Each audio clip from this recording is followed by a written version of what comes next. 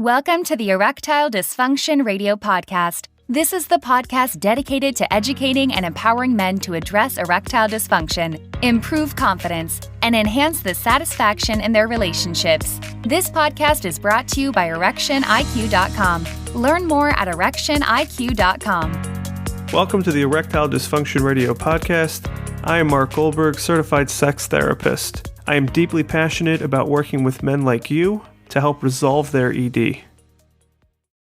Hello and welcome back to the ED Radio Podcast. My name is Casey and I am the podcast producer here at Erectile Dysfunction Radio. I'm happy to join Mark for some special episodes of this podcast moving forward, and that includes today's broadcast. So first of all, thanks, Mark, for having me. I want to jump into our discussion right now on erectile dysfunction and overcoming embarrassment. So, Mark, you are a therapist. So I just want to back up first and foremost and ask for you to please define embarrassment. What is embarrassment? Where do feelings of embarrassment originate? So, Casey, that's a great question. Embarrassment is an emotion, like you identified, and emotions are a little bit challenging to give a clear definition to, because I think each person, every individual is going to experience emotions a little bit differently. Embarrassment generally is a type of emotion that encompasses feelings of shame, feelings of discomfort. Where exactly embarrassment comes from is a question I think that's a little bit more broad. I think we have to take a few steps back and ask where emotions come from in general.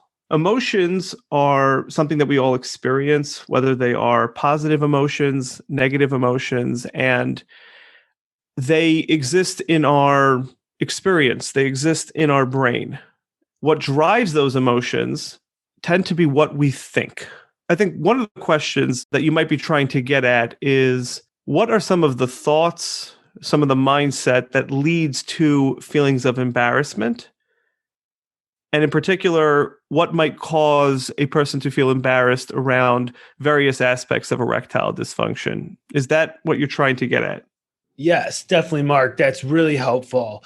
I just remember one time, and I have an education background, and we were taught, do not tell someone to not feel embarrassed. It is useless to tell someone to not be embarrassed, because I'm assuming embarrassment is something that you really can't control. Does that make sense? It makes complete sense. So the way I like to think about this is, if you tell somebody to go ahead and experience an emotion, they're going to struggle to be able to do that. I can't tell you to feel sad if you're feeling happy. I can't tell you to feel happy if you're feeling sad. It does not work that simple. What we do tend to have a little bit more control over, though, is what we are thinking. So I could go ahead and ask you to think about a sad memory. And by going ahead and thinking about that sad memory, you may be able to evoke sad feelings inside of you.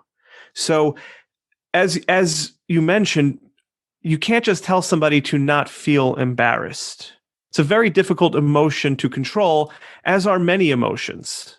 However, what a person thinks either about themselves, about a particular situation, about a partner, about erections, those are thoughts that can lead to various emotions, one of them being embarrassment.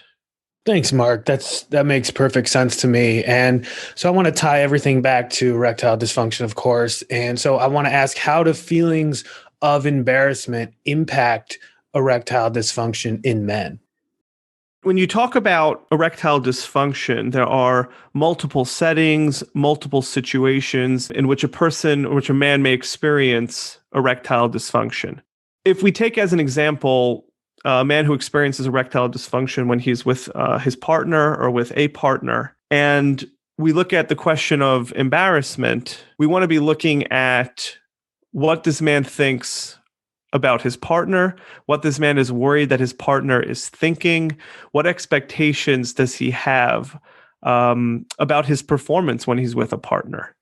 And those various areas can give us a understanding or an indication about what might be leading to those feelings of embarrassment. Other men may feel embarrassed about the appearance of their penis. They may feel embarrassed about the size. And that can lead to erectile dysfunction even when they're on their own. So it's quite a broad and complex question. And a lot of that will have to do with, again, the manifestations of the erectile dysfunction and the particulars of each person's situation. Mark, in your opinion, does embarrassment cause ED or does ED cause embarrassment? It's almost that chicken and the egg type question, but I'm going to ask it anyways. What are your thoughts on that? So I like this question, Casey. I think exactly like you're saying. I think it's a chicken egg type question. I do think that it is a compounding process. In other words, erectile dysfunction or erectile function is something that really needs to be managed. It's not so much a question of an on-off switch, what caused this, as opposed to what is maintaining this. Like we've spoken about at other points in this podcast, it's normal that a guy is going to have an experience of not gaining or not maintaining an erection every so often. Right? That's not really an indicator of erectile dysfunction. When that becomes the norm, when that becomes the most common experience that a man is happening, that's when he's really having erectile dysfunction. So the question becomes, what's maintaining that? So absolutely, it makes sense that a man would experience feelings of embarrassment, potentially some feelings of shame around having erectile dysfunction. And that certainly can be more pronounced if he's having erectile dysfunction in a partnered setting. At the same time, the embarrassment can lead to multiple trains of thought that can actually induce and maintain erectile dysfunction moving forward. So to kind of circle back and answer the question, the answer is yes and. Embarrassment absolutely causes erectile dysfunction, and erectile dysfunction can absolutely cause embarrassment, and they can feed into each other in this really difficult loop. Got it. And so many things in relationships come back to communication. So I want to ask if you would recommend that a man discuss the feelings of embarrassment with his sexual partner. How would a man best want to navigate that conversation if you think it is a conversation worth having? So it's another great question. As a therapist, I would want to jump in and lean heavily in the direction of improving communication, finding the opportunities to communicate.